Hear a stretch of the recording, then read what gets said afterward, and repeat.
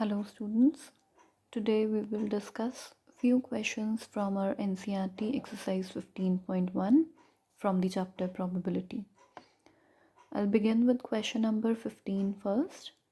Read the question simultaneously from your NCERT books. 5 cards, the 10, Jack, Queen, King and Ace of diamonds are well shuffled with their face downwards.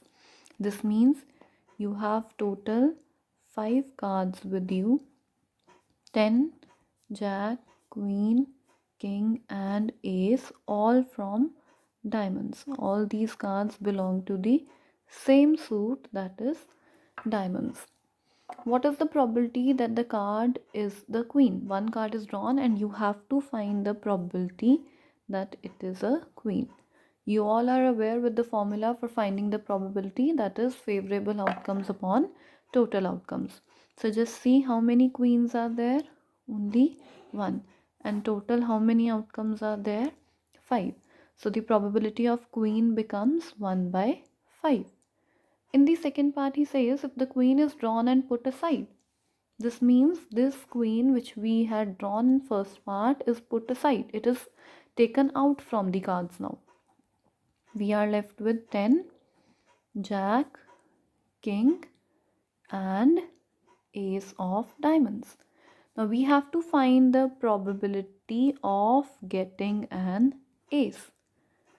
Again, using the same formula, how many aces are there? Only one, total 4 cards, so the probability becomes 1 by 4. Then B part, the probability of queen. Look for queen. I cannot see any queen here. That means the probability of queen becomes 0 upon 4, that is 0. This was question number 15. Now we will move on to question number 17. Question number 17 says a lot of 20 bulbs contain 4 defective ones. You have total 20 bulbs with you, out of which 4 bulbs are defective. That means 16 bulbs are not defective. One bulb is taken at random from the lot. What is the probability that the bulb is defective? In the first part, you have to find the probability of defective bulb. Favorable outcomes upon total outcomes. The probability becomes 1 by 5. In the second part, he says, suppose the bulb drawn in first part is not defective and is not replaced. The bulb which we have taken in the first part, let us suppose that it was not defective and it is not replaced. That means one bulb from this is taken out. So what we are left with?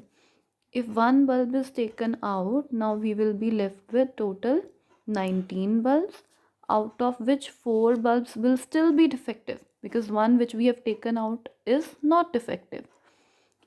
And the remaining 15 bulbs will be not defective. So this is the case with us now. And we need to find the probability that the bulb is not defective. In the second part, you need to find the probability of the bulb which is not defective.